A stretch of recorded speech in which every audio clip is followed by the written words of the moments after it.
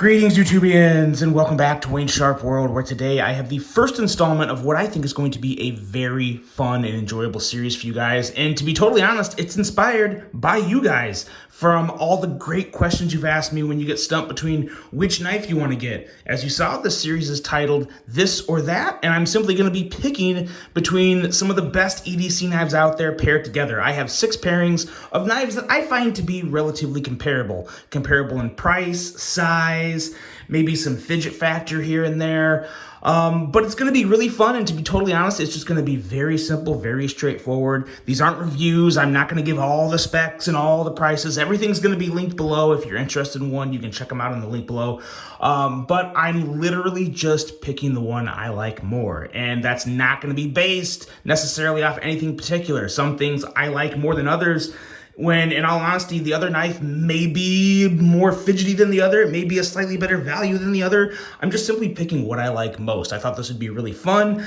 Obviously, it's very opinionated because I'm strictly going off my opinion, but you guys always ask me, so I figured, you know what, why not give it to you in the form of a fun list with a lot of knives to choose from. So with that being said, there's only one rule in this video, and I'm not pairing any knives that I have had in previous Battle of the Blades, because obviously one knife has beat the other one in that square up, so we're not going to be doing that. No Battle of the Blades matchups.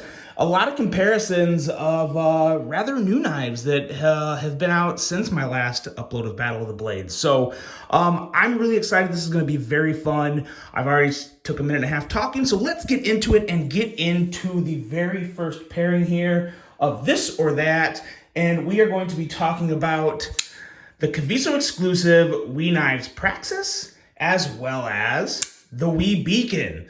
So if you guys know anything about either one of these knives, they're pretty comparable in price, size, all that stuff. They got two or various types of deployment factors between the fuller, thumb studs, flipper. They're both phenomenal knives. High-end steels and 20 CV and S35VN and titanium handles. Both excellent options. Let's start off here with the Beacon. The Beacon is just sleek and, dare I say it, somewhat sexy for a pocket knife. Very, very smooth. Love this flipping action, and of course, you can middle finger flick it, which is very nice, and it's just a great casual, kind of a medium to larger size knife that I really am a huge fan of. I did not like the clip on this one, so I got the aftermarket Savivi / Wii clip. Maybe not aftermarket because some people say it'll be from a different brand, whatever. It's a different clip. I replaced the clip. So I did have to do that, but man, oh man, I really love this knife. It's one of my favorite Wii knives ever made, and it is fantastic. And then you have this banger that just dropped from Kaiser. There's still some left. They're phenomenal. S35VN. It's the Praxis, guys. When the Praxis came out, that really kind of put Savivi on the map for good reasons. It's a big knife with a slicey blade, excellent ergos, whether you're kind of holding it in the full handle or choking up on the blade.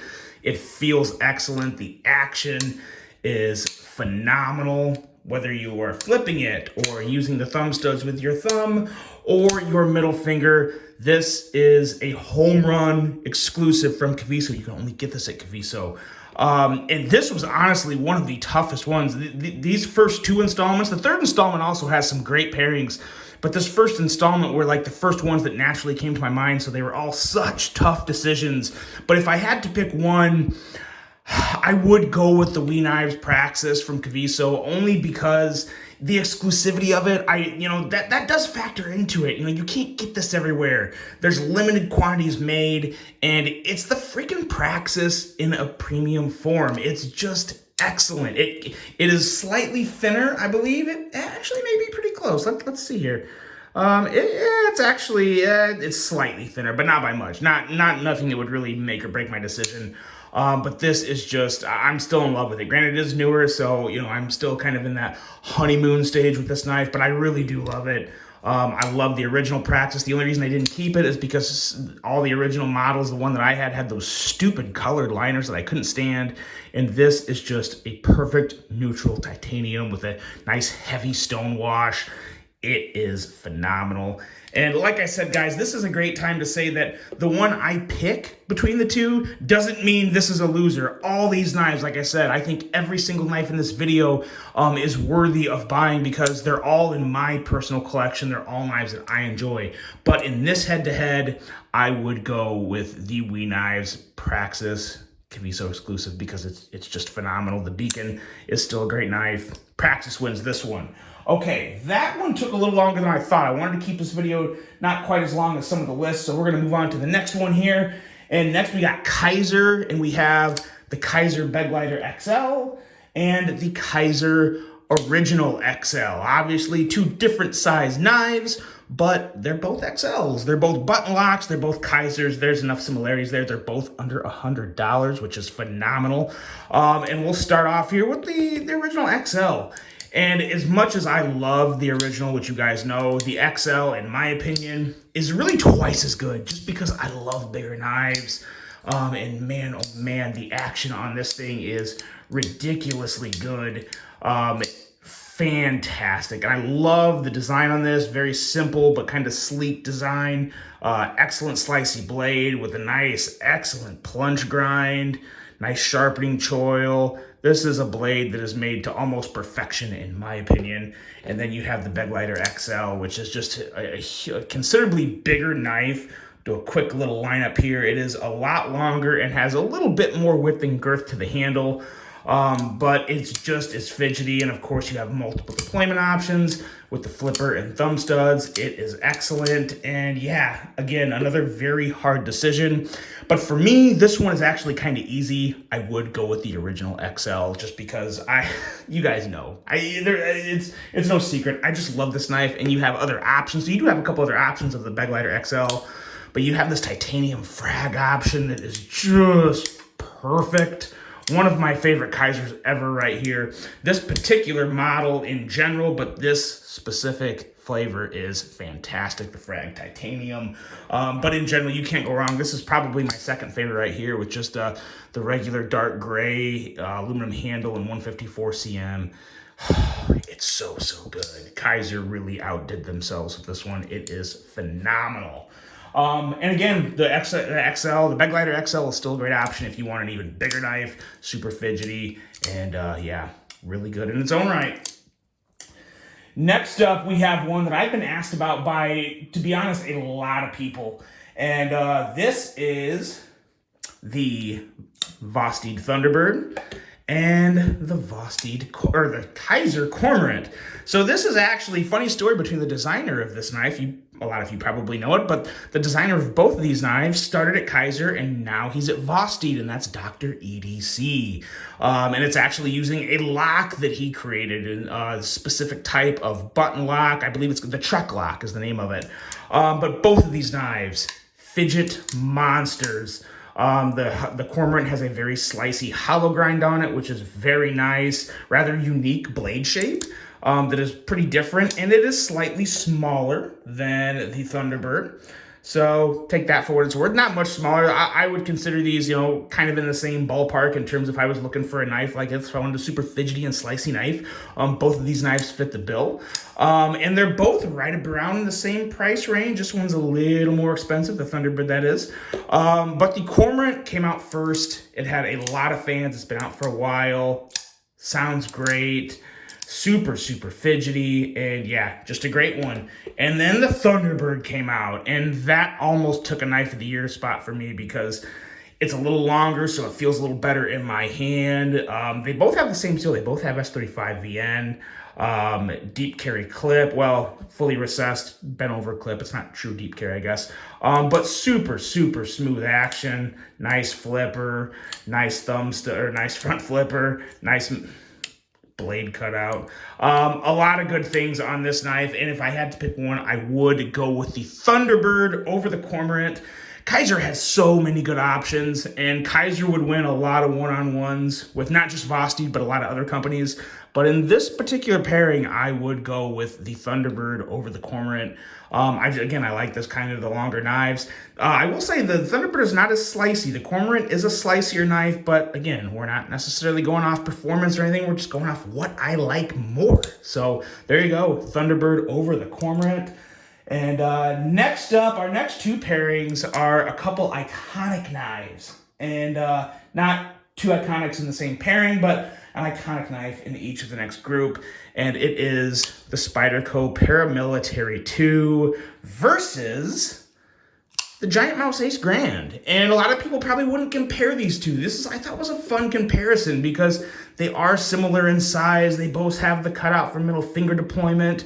They're both rather comparable knives. The biggest difference is the blade shape. They both have excellent ergos, contoured micarta with the Ace Grand, and then of course you got that choil and just that perfect handle shape from Spyderco that I think most people love a Paramilitary 2. Some people don't like Spyderco because they think the knives just don't look that good. I am a Spyderco nut. I love Spyderco. I'm not trying to be biased here because again, these are the knives that I love. So Paramilitary 2, fantastic. Start with the Grand first. Elmax steel on this guy.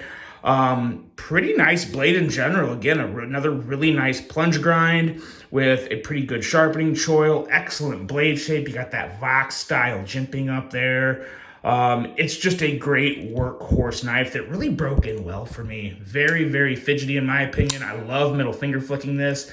And the thumb hole itself is also very good to just kick out. So yeah, love that knife, but the Paramilitary 2 is just, it's just too special for me because I am a huge fan of the Paramilitary 2. It's one of my favorite Spyderco knives.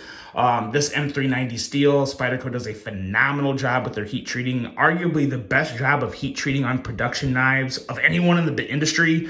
You could make a very strong case for them on that. I got some custom scales, of course, and this is a good time to say, guys, I'm not picking knives based off the flavor I have. This is strictly off the model design. So obviously you can get a blue million different type of Paramilitary 2s. So what I'm saying is I would take the Paramilitary 2 in general, any type of Paramilitary 2 over the Ace Grand. Only because I've had this so long.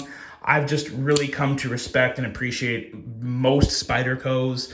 And it's no different here. A lynch clip is a match made in heaven.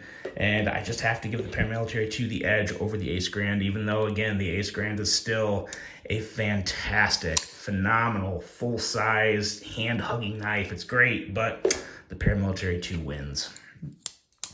Now, you go from the Paramilitary 2 to the Paramilitary, or the Para 3. And why not face it off against another giant mouse in the Giant Mouse Ace Biblio. Now, of course, this is a specialty Biblio. So again, we're talking any Biblio versus any Para 3. And again, the Para 3 is basically a Paramilitary 2, only smaller. Same slicey blade, same great ergos. Even though it's a shorter handle, I still think this feels phenomenal in hand. But the Biblio actually wins this one for me because I like the ergos on this slightly better. The action is killer. And I will say the inlay on this does kind of help me because, again, I still have this particular model, but I would still go with just a regular, like, micarta model over a regular Para 3, just for context. But man, oh man, I really love this version. It feels great in my hand. The blade is nice and slicey, full flat grind, or basically a full flat grind. Not quite as thin as the Para 3's flat grind, I will admit, but I don't care. I just love the Biblio. It's so good. It feels great. This has a little more heft to it.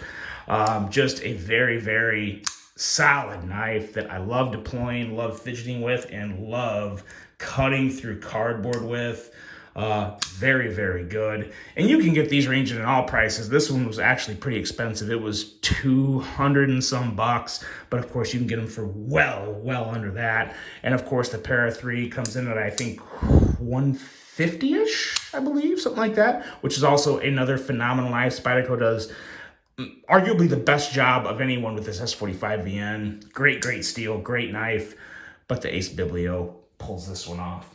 And in the first installment, in our last pairing of this or that, we have Savivi, and we have the Savivi Conspirator versus the Savivi Cogent.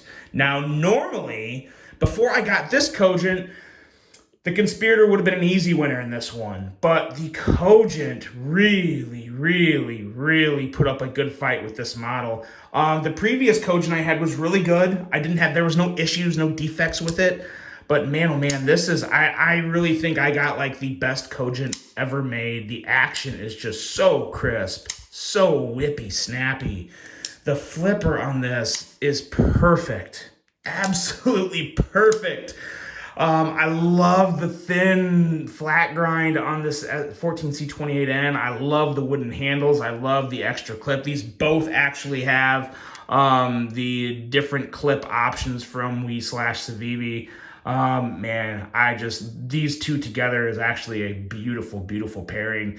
And as impressed as I am, as much as I love this Cogent, I can't go against the Conspirator in this one. I was not as hot on the Conspirator as everyone originally, because I had one that kind of had some micarta, and the detent wasn't excellent. So I got this one and gave it another chance, put this clip on it, and man, oh man, it's just excellent. So good. Love that second deployment option with the fuller. That really is kind of what wins it. And I do, just the overall design language of the Conspirator speaks just a little more to me in comparison to the Cogent. So the Cogent ever so slightly edges out, or the Conspirator ever so slightly edges out the Cogent in this pairing. But again, two fantastic knives. And that's it, guys. I really hope you enjoyed this one. I thought this was really fun. Volume 2 has just as many banger matchups as Volume 1. Volume 3 is also fantastic, but then after the third volume, I felt like I was kind of stretching, so that's why this series is limited to 3. But I think I will keep this going. If you like it, let me know what you think of this. I really hope you guys enjoyed this one. If you want to see a pairing in this or that, drop them in the comments. If I have them, I will definitely give them to you. Or if I've handled both of them and don't have them, I'll just respond to what I would prefer in the comment, because I want to get you guys answers. I really appreciate you guys watching this. I hope you have a great rest of your day, and until the next one, I'm out.